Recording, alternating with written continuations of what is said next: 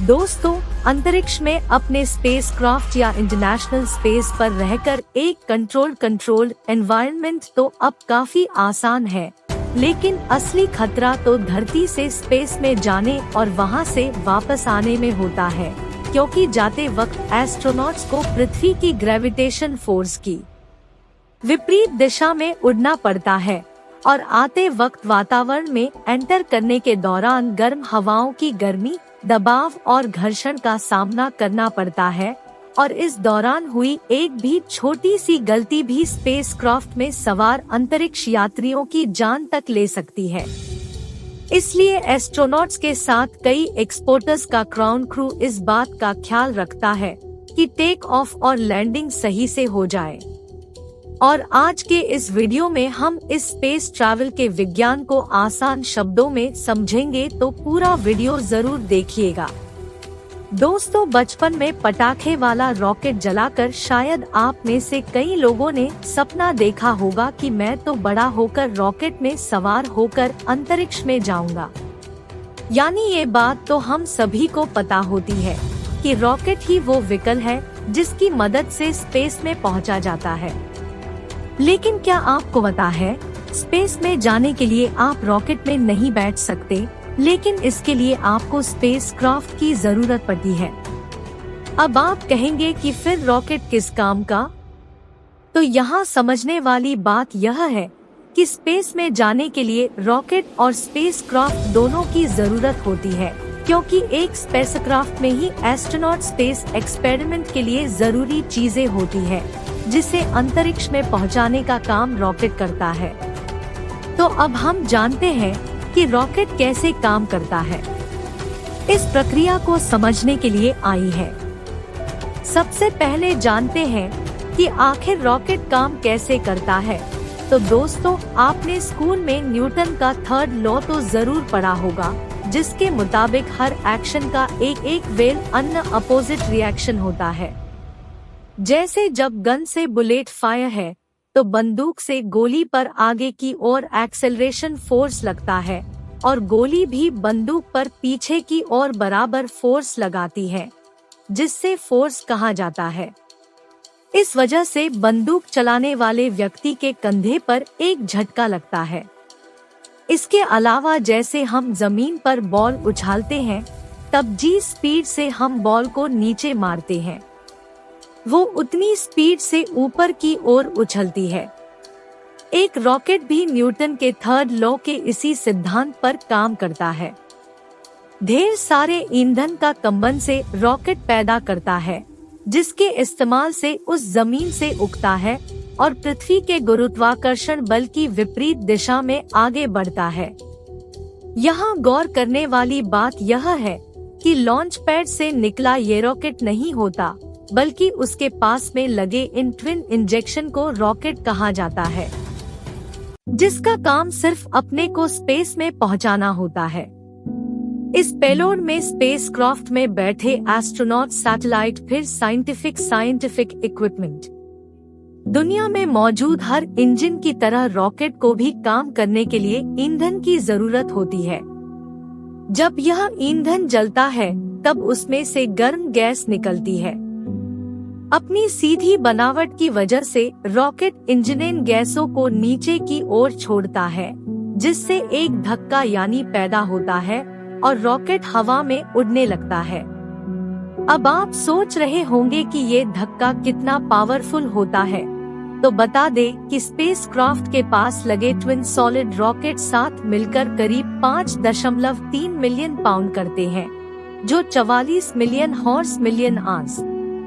इतने पावर को उत्पन्न करने के लिए एक साथ 14,706 डीजल लोकोमोटिव इंजन या फिर करीब 4 लाख कार्स की जरूरत पड़ेगी। साथियों, एक रॉकेट और एरोप्लेन के इंजन में सबसे बड़ा फर्क योग होता है कि एरोप्लेन को अपने फ्यूल को जलाने के लिए हवा में मौजूद ऑक्सीजन की जरूरत होती है।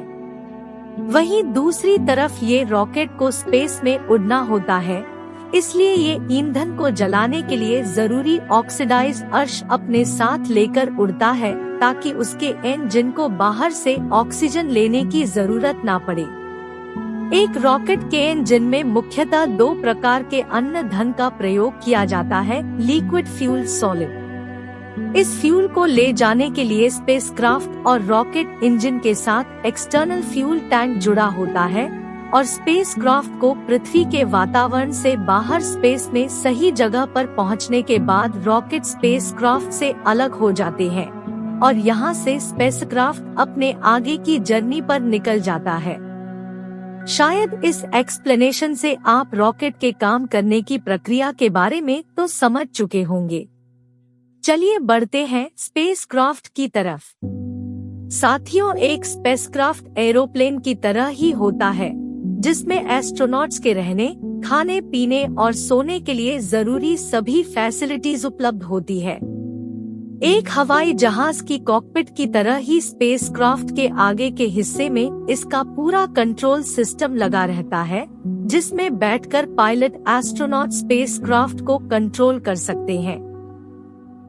साथियों, जैसा कि हमने आपको बताया कि रॉकेट स्पेसक्राफ्ट को अंतरिक्ष में पहुंचाकर उससे अलग हो जाता है। उसके बाद पायलट एस्ट्रोनॉट्स के हाथ में अपने स्पेसक्राफ्ट का कंट्रोल आता है और वो स्पेसक्राफ्ट उड़ाकर क्रू मेंबर्स को अंतरिक्ष में जरूरी जगह पर ले जाते हैं। क्योंकि इससे पहले तो ग्राउंड पर बैठिगेशन टीम ही इस लॉस को कंट्रोल कर रही होती है। इस स्पेसक्राफ्ट में एडवांस टेक्नोलॉजी की मशीन्स लगी होती है, जिसका इस्तेमाल करके एस्ट्रोनॉट्स अंतरिक्ष में एक्सपेरिमेंट करते हैं। इस स्पेसक्राफ्ट और रॉकेट के लॉन्च के लिए तीसरी जो जरूरी चीज होती है वो है लॉन्च पैड। आप भी जानते हैं कि इतनी ज्यादा हिट छोड़ने वाले रॉकेट को बिल्डिंग की छत से तो उड़ाएंगे नहीं, इसलिए स्पेशली लॉन्च पर्पस के लिए डिजाइन किया जाता है। लॉन्च पैड साथियों 5 बैड वो प्लेटफॉर्म होता है जिसकी मदद से स्पेसक्राफ्ट को आसमान की तरफ एक स्ट्रेट लाइन किया जाता है। अब पलट जितना ज्यादा होता है, लॉन्च के उतने ही ज्यादा होते हैं। इस लॉन्च पैड पर रॉकेट और स्पेसक्राफ्ट के सेट अप होने के बाद इसे नेविगेशन टीम स्पेस सेंटर आसानी से कंट्रोल कर सकती है। ठीक वैसे ही जैसे आपने मूवीज में कैमरे में बैठे वैज्ञानिक को लॉन्च के वक्त 54,321 लॉन्च करें। बेसुरागा दोस्तों, अभी उतनी टेक्नोलॉजी डेवलप कर पाई कि एस्ट्रोनॉट पृथ्वी से ज्यादा दूर जा पाए, इसलिए वो पृथ्वी के आसपास ही अंतरिक्ष में अपने एक्सपेरिमेंट्स परफॉर्म करते हैं और कई बार ऐसे नर्स के स्पेस शटल इंटरनेशनल स्पेस है जहां पर उनके रहने, खाने पीने और सोने से लेकर एक्सपेरिमेंट के लिए मॉडर्न इक्विपमेंट, सब कुछ मॉडर्न इक्विपमेंट। अब इस इतने बड़े स्पेस स्टेशन को बनाया कैसे गया, उसके बारे में फिर कभी बात करेंगे। फिलहाल बात करते हैं कि अंतरिक्ष में अपने टास्क पूरे करने के बाद ये एस्ट्रोनॉट सिर्फ धरती पर लौटते कैसे हैं। यहाँ आप में से कुछ लोगों को लग सकता है कि स्पेस से रिटर्न होने के लिए भी रॉकेट का इस्तेमाल किया जाता होगा, लेकिन आपको बता दें कि वापसी के दौरान स्पेसक्राफ्ट के पास ना ही इतना फ्यूल होता है, ना ही रॉकेट, क्योंकि इन्हें तो लॉन्च के बाद ही अलग कर दिया जाता है। तो फिर अंतरिक्ष यात्री नीचे कैसे आते हैं? तो साथियों, यहाँ काम आते हैं स्पेस शटल स्पेसक्राफ्ट, जो करीब 17,500 मील प्रति घंटे की रफ्तार से पृथ्वी की ओर बढ़ते हैं और पृथ्वी की कक्षा की चारों ओर चक्कर काटते हुए धीरे धीरे पृथ्वी के फेर में एंटर करता है। इस एंट्री की प्रक्रिया ही स्पेस ट्रैवल की सबसे मुश्किल प्रक्रिया होती है, क्योंकि इस दौरान स्पेसक्राफ्ट को वायुमंडल की गर्म हवाएं और उनके प्रेशर और का सामना करना पड़ता है। इसका अंदाजा आप इसी बात से लगा सकते हैं कि अगर इस स्पेसक्राफ्ट की जगह हवाई जहाज को अंतरिक्ष से वायुमंडल में एंट्री कराई जाए तो वो चुटकियों में जलकर राख हो जाएगी। इसी हिट से बचने के लिए स्पेसक्राफ्ट की ऊपरी और निचली सतह के साथ पंखों पर भी एक खास तरह की हिट रेजिस्टेंस कोटिंग लगाई जाती है। दोस्तों, आपको आपको यह जानकर हैरानी होगी कि 2003 में जीस Colombia space shuttle Kalpana Chawla और कुछ अन्य एस्ट्रोनॉट सवार होकर पृथ्वी पर आ रहे थे। लॉन्च के दौरान उसके पंख से गई थी। इस वजह से वायुमंडल की गर्मी ने अंतरिक्ष यात्रियों के साथ पूरे स्पेसक्राफ्ट को ही कुछ पलों में जलाकर राख कर दिया था। साथियों, कल्पना चावला के इस हादसे के बारे में डिटेल वीडियो आप आई बटन पर क्लिक करके देख सकते हैं।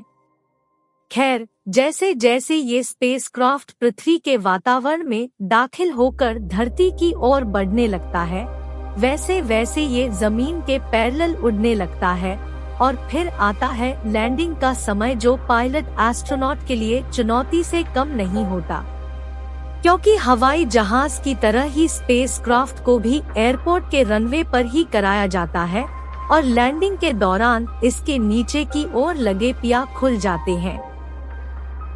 लेकिन एक एरोप्लेन के मुकाबले स्पेसक्राफ्ट की स्पीड काफी ज्यादा होती है, इसलिए लैंडिंग के दौरान रफ्तार कम करने में मदद करने के लिए इसमें पीछे की ओर एक पैराशूट भी खुल जाता है।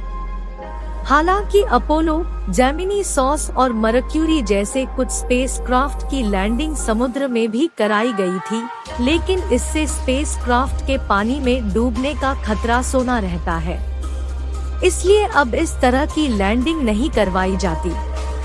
तो इस प्रकार आपने जाना कि अंतरिक्ष में जाने और वापस आने की प्रक्रिया में कितनी भारी चुनौतियों का सामना करना पड़ता है।